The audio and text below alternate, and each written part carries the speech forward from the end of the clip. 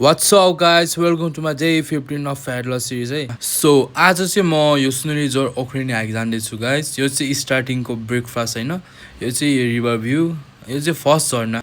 अनि त्यहाँबाट म हिँड्दैछु होइन गाइस। यो चाहिँ उकालो डेन्जरै थियो। सो यहाँ चाहिँ पानी सानी खाएर चाहिँ रेस्ट गरेर यो बाटो चाहिँ ओखरिनी चढ्न जाने हो गाइस। अनि यो चाहिँ म जङ्गलभित्र यहाँ चाहिँ हिँड्दैछु होइन चिलमा। अनि यु क्यान सी द पुल, बवाल थियो यो पुल चाहिँ। अनि त्यहाँ पुल कटेर यो चाहिँ बाटो होइन राम्रो थियो। अनि पानीले गरेर खोला बढेको रहेछ गाइस, डोन्ट स्विम है। अनि त्यसपछि चाहिँ यो सबै पिच बाटो आउँछ गाइस होइन, ट्रेल सक्यो।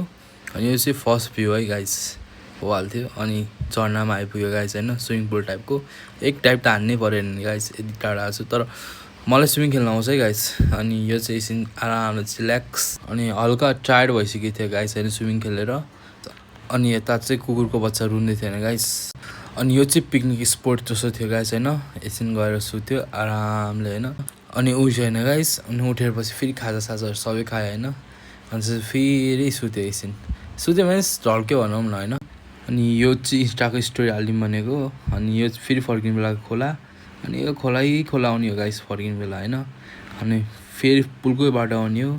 C you tomorrow.